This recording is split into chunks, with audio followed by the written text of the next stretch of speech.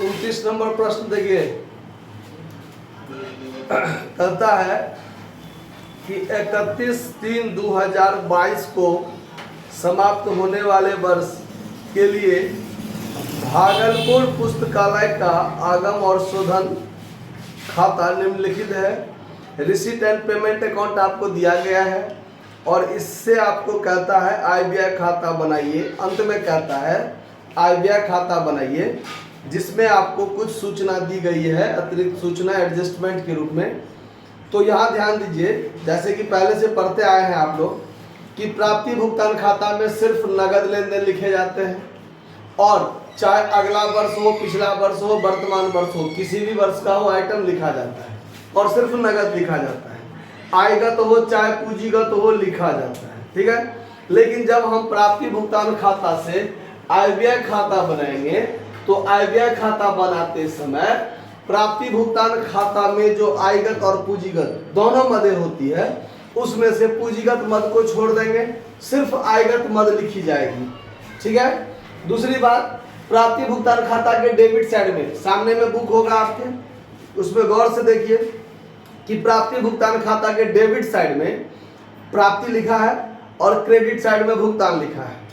तो credit side में जो भुगतान लिखा हुआ है उसमें खर्चा होता है, तो वो खर्चा इनकम एंड एक्सपेंडिचर अकाउंट के डेबिट साइड में आ जाएगा। क्रेडिट साइड आय व्यय, प्राप्ति भुगतान खाता के क्रेडिट साइड में भुगतान, और भुगतान होता है खर्चा, और खर्चा जब आय व्यय खाता में जाएगा तो डेबिट में आएगा। बस ध्यान रखना है कि प्राप्ति भुगतान खाता में आयगत और पूंजीगत दोनों होता है और आय व्यय खाता में सिर्फ आयगत होगा। तो जो पूंजीगत आइटम होगा खर्चा वाला वो छोड़ देंगे और जो आयगत वाला होगा वो हम लोग लिखेंगे। बस इतना बात ध्यान रखना है। और अगर उसमें कुछ एडजस्टमेंट वाली बात हो तो वो एडजस्टमेंट हम लोग कर लेंगे। कैसे? तो देखिए, सबसे पहला आइटम है आपका सैलरी। तो ये सैलरी आपका आयगत व्यय है। तो सैलरी जो 3000 है आयगत, उसमें देखिए सैलरी के संबंध में आपका एडजस्टमेंट भी दिया हुआ है। दूसरा नंबर एडजस्टमेंट, 31/3/2022 को अदत्त वेतन 600 रुपया है। इसका मतलब जब हम यहाँ पर डेबिट में टू सैलरी लिखेंगे 3000, तो यहाँ पर 600 ऐड कर लेंगे आउटस्टैंडिंग सैलरी, आउटस्टैंडिंग सैलरी। तो हमारा सैलरी वास्तव में होगा कितना? 3600, जिसमें 3000 हम दे चुके हैं और 600 रुपया मेरा आउटस्टैंडिंग है, वो ऐड कर देंगे। उसके बाद है न्यूज़पेपर। तो यहाँ पर डेबिट में लिखेंगे टू न्यूज़पेपर 2050 रुपया। उसके बाद आपका है इलेक्ट्रिसिटी 1000, तो ये भी आपका आयगत है।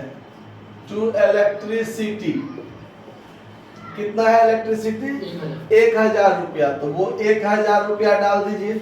उसके बाद है आपका फिक्स डिपॉजिट। तो यहाँ ध्यान दीजिए कि फिक्स डिपॉजिट आपका एक तरह से अस्थायी संपत्ति हो गया, और अस्थायी संपत्ति के लिए जो भी हम भुगतान करते हैं वो हमारा पूंजीगत व्यय होता है। तो ये जो अस्थायी जमा फिक्स डिपॉजिट हम बैंक में किए हैं इसको हम लोग नहीं लिखेंगे, ठीक है। लेकिन यहाँ पर आपको डेट मेंशन कर दिया है कि 1/7/2021 को 9% प्रति वर्ष के हिसाब से 20,000 हमने मतलब फिक्स डिपॉजिट किया है। तो 20,000 का 9% पूरे साल का ब्याज 1800 रुपया होता है। तो वो 1800 तो होना चाहिए, लेकिन पूरे साल का नहीं करके यहाँ पर आपको 1/7/2021 को किए हैं। तो 1/7/2021 से लेकर के 1/7/2021 से लेकर के 31/3/2022 तक, यानी कि आपका ये 9 महीना हो गया, 9 महीना हो गया। तो 9 महीना का तो ब्याज आप लिखिएगा। जो आपका प्राप्ति में ब्याज अगर आप प्राप्त कर लिए हैं तो ठीक, नहीं प्राप्त किए हैं तो आपको प्राप्त करना है। ये आपका आयगत आमदनी है और उसको आय व्यय खाता के क्रेडिट साइड में लिखना पड़ेगा। तो जब हम लोग प्राप्ति साइड वाला आइटम हम लोग इनकम में लिखना शुरू करेंगे तब इस बात को ध्यान रखना पड़ेगा। चलिए, उसके बाद बुक है 10,600। तो ये बुक हम आपको बताए थे कि बुक जो है ये 2 प्रकार का होता है, एक वार्षिक प्रकाशन वाला और एक वार्षिक प्रकाशन वाला नहीं। मतलब जिसका वार्षिक प्रकाशन होगा वो आयगत व्यय हो जाएगा, क्योंकि 1 साल के बाद उसका वैल्यू 0 हो जाता है और हर साल उस पर खर्चा करना पड़ता है। और अगर वार्षिक प्रकाशन वाला नहीं है, मतलब एक बार प्रकाशन कर दिया और कई साल तक चलेगा, वो हमारा पूंजीगत होता है। ठीक है, तो इसमें वार्षिक प्रकाशन के संदर्भ में कोई चर्चा नहीं किया गया है, इसको पूंजीगत व्यय मान के नहीं लिखेंगे। ठीक है, उसके बाद रेंट 6800, तो रेंट के संदर्भ में आपको 2 नंबर एडजस्टमेंट में कहता है कि अदत्त किराया आपका 1200 है। तो जब हम रेंट यहाँ लिखेंगे डेबिट साइड में टू रेंट, तो रेंट कितना है इसमें 6800 रेंट है और 1200 आपका आउटस्टैंडिंग भी है, तो ये आप ऐड कर लीजिए आउटस्टैंडिंग रेंट, तो ये हो जाएगा आपका 8000 रुपया। क्लियर। उसके बाद आपका फर्नीचर है, तो ये भी फिक्स एसेट्स वाली बात है, तो ये भी इसमें नहीं जाएगा। क्लियर। अब आइए प्राप्ति साइड से जो हमारा आयगत प्राप्ति वाला आइटम होगा वो आपको इनकम एंड एक्सपेंडिचर के क्रेडिट में जाना है, इनकम का बात होगा, प्राप्ति में इनकम ही होगा। तो अब इसका क्या करेंगे वो देखिए, टू बैलेंस बीडी जो रोकर शेष है वो तो जाएगा नहीं। उसके बाद देखिए चंदा, तो चंदा में ध्यान रखना है, अगर मान लीजिए 3 अलग अलग वर्ष का चर्चा कर दिया है कि जैसे 2020-21 वाला 1200 प्राप्त किया, 21-22 वाला 26,500 प्राप्त किया और 22-23 वाला 500 प्राप्त किया, तो भाई साहब ये बीच में जो आपका वर्ष है 21-22 ये आपका वर्तमान वर्ष है और आयव्यय खाता में सिर्फ वर्तमान वर्ष का चंदा जाएगा। पिछले वाला आपने प्राप्त किया चाहे अगले वाला आपने प्राप्त किया, उसको आयव्यय खाता में नहीं दिखाना है। तो वर्तमान वर्ष वाला 26,500 प्राप्त किया और वर्तमान वर्ष वाला कितना बाकी है ये देखना है। तो अब देखिए एडजस्टमेंट नंबर पहला कि 31/3/2021 को 2000 बाकी था, तो भाई साहब ये पिछले साल का 2000 बाकी था और इस साल हम कुछ प्राप्त भी किए, उससे हमको कोई मतलब नहीं है। और 31/3/2022 जो हमारा करेंट ईयर का अंतिम दिन है उस दिन 2500 बाकी था, तो ये जोड़ना है। तो देखिए पिछले साल वाला 20-21 वाला हम 1200 प्राप्त किए, अब 20-21 वाला 2000 बाकी था, तो 2000 बाकी था 1200 प्राप्त किए, इससे हमको कोई मतलब नहीं है, क्योंकि वर्तमान वर्ष वाला कितना पाया और वर्तमान वर्ष वाला कितना बाकी है, अगर ये दो हमको क्लियर मिल गया तो बाकी तीसरे पर ध्यान भी नहीं देना है, सवाल में भर जाने के लिए आपको दे दिया है। आयव्यय खाता में सिर्फ और सिर्फ वर्तमान वर्ष का जाएगा, वर्तमान वर्ष का कितना मिला तो क्लियर है 26,500 मिला और 31/3/2022 को 2500 बाकी है, मतलब करंट ईयर का अंतिम दिन बाकी है, वर्तमान वर्ष का बाकी है। तो यहाँ पर जब हम बाय सब्सक्रिप्शन लिखेंगे तो ये 26,500 पाया और 2500 बाकी है, ऐड कर दीजिए outstanding subscription for current year, ये करंट ईयर वाला मात्र होना चाहिए। तो ये हो गया आपका कितना 29,000। क्लियर। पिछले साल वाला एडजस्टमेंट में कहा है कि 2000 पिछले साल वाला बाकी है और प्राप्ति भुगतान खाता कहता है कि पिछले साल वाला 1200 पा लिया है, तो भाई पिछले साल का 800 बाकी अभी भी है, वो बैलेंस शीट में जाएगा। आयव्यय खाता में सिर्फ वर्तमान वर्ष का कितना मिला और वर्तमान वर्ष का कितना बाकी है, बस ये देखना है। तो ये 3 साल के अलग अलग में है, तो एक पिछला एक अगला, बीच वाला अपना, तो वर्तमान वर्ष वाला 26,500 मिला, क्लियर है। और 31/3/2022 को 2500 बाकी है, मतलब करेंट ईयर के अंतिम दिन 2500 बाकी है, तो वर्तमान वर्ष वाला मिला और वर्तमान वर्ष वाला बाकी है, ये दोनों तो हमको मिल गया, बस उसका चर्चा हम लोग कर लेंगे, बाकी पर ध्यान ही नहीं देना है हमको। चलिए सेल्स ऑफ ओल्ड न्यूज़पेपर 1250, ये भी आएगा, आमदनी होगा by sales of old newspaper कितना 1250, ये हमारा आयगत आमदनी होगा। उसके बाद government grant, by government grant, देखिए ग्रांट सब पर भी तो संस्था चलती है, तो ये जो ग्रांट के रूप में मिलेगा वो आपका आयगत आमदनी होगा, चाहे कहीं से भी मिले। खाली ये बात ध्यान रखना है स्पेशल काम के लिए नहीं होना चाहिए, स्पेशल काम तो नहीं लगा हुआ इसमें, मिला है तो आयगत है। उसके बाद ध्यान दीजिए क्या है कि सेल्स ऑफ ओल्ड फर्नीचर, 7,000 का आपने पुराना फर्नीचर का लागत मूल्य था जिसको 5700 में आप बेचे हैं, बात पर ध्यान दीजिए। पुराना फर्नीचर जिसका पुस्तकीय मूल्य 7,000 था और आपने कितना में बेचा है 5700 में बेचा है, तो ये 5700 में जो बेचा है वो तो आपका प्राप्ति हुआ, लेकिन उसका दाम था 7000। तो यहाँ पर हमको 1300 का क्या लगा, घाटा लगा ना। तो ये हमारा आयगत व्यय के रूप में यहाँ आ जाएगा डेबिट में, loss on sales of old furniture.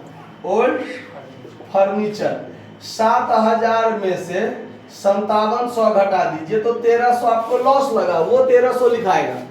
7000 का था उससे भी नहीं मतलब, 5700 में बिका उससे भी नहीं मतलब, 1300 मेरा लॉस लगा, पूंजीगत लॉस। तो पूंजीगत लॉस लगा तो ये पूंजीगत लॉस आयगत लॉस मान के रखा जाता है, क्योंकि उसको हमको घाटा लगा है। ठीक है, चलिए उसके बाद क्या है,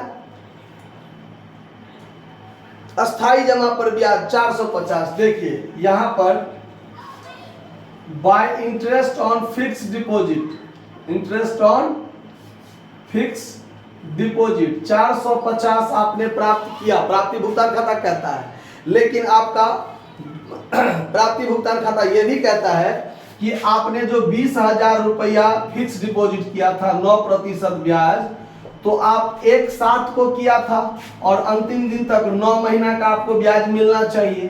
तो 9 महीना का ब्याज मिलना चाहिए तो आपको कितना मिलना चाहिए। तो अब देखिए 3 चौका और 3 तिया 4 से इसको काट दीजिए 50।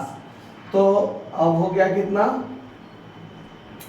9 पच्चे 45 गुने 3 1350। 1350 रुपया आपको ब्याज मिलना चाहिए था, लेकिन आपको ब्याज मिला कितना, 450। तो प्राप्ति भुगतान खाता कहता है सिर्फ नगद, और आयव्यय खाता कहता है नगद हो चाहे उधारी हो, आमदनी है तो लिखना है। तो यहाँ पर आपको 900 रुपया, क्योंकि यहाँ आपको 1350 पुराना है तो 450 मिला, 900 बाकी है, तो ये ऐड हो जाएगा accrued interest on fixed deposit. ठीक है, तो ये आपको 1350 ब्याज मिलना चाहिए। तो लगभग सारा एडजस्टमेंट हो गया। और जो बाकी एडजस्टमेंट है कि वर्ष के प्रारंभ में आपके पास 15,000 का फर्नीचर था, 7,000 का पुस्तक था, और आपको इसमें सिर्फ आयव्यय खाता, अगर बैलेंस शीट बनाने के लिए कहता तो इस सब पर भी हमको ध्यान रखना पड़ता कि हमको आगे बैलेंस शीट बनाना है, ओपनिंग कैपिटल फंड निकालना है, क्लोजिंग बैलेंस शीट बनाना है, ये सब के लिए। तो ये सब का बात आगे कुछ कहा हुआ है नहीं, तो बस आपको जितना सवाल में आइटम था उस हिसाब से हमने पुट कर दिया है। अब आप यहाँ पर जोड़ घटाव करके देखिए क्या होता है।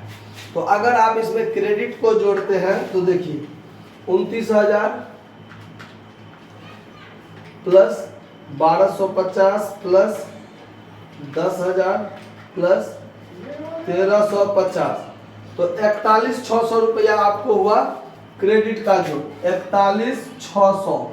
तो यहाँ भी 41,600 होना चाहिए, क्योंकि सर आपको कम लग रहा है।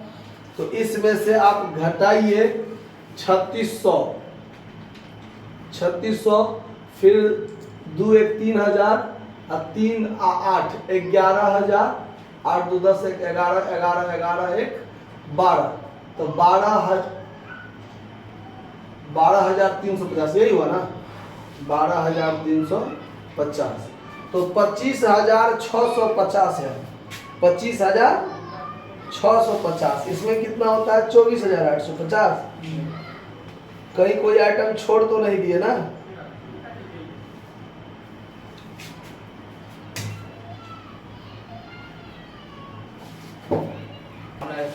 देखिए हम लोग इसमें कहाँ मिस्टेक किए हैं, हम लोग यहाँ पर मिस्टेक किए। ठीक है, सवाल में पूरा स्पष्ट रूप से नहीं दिया हुआ है, लेकिन आपको यहाँ पर दिमाग लगाना पड़ेगा। क्या दिमाग लगाना पड़ेगा, तो पहला एडजस्टमेंट क्या करता है वो देखिए कि अदत्त चंदा जो है 31/3/2021 को 2,000 रुपया था, यानी पिछले साल के अंतिम दिन बकाया चंदा 2,000 था, जबकि वर्तमान वर्ष के अंतिम दिन बकाया चंदा 2,500 है।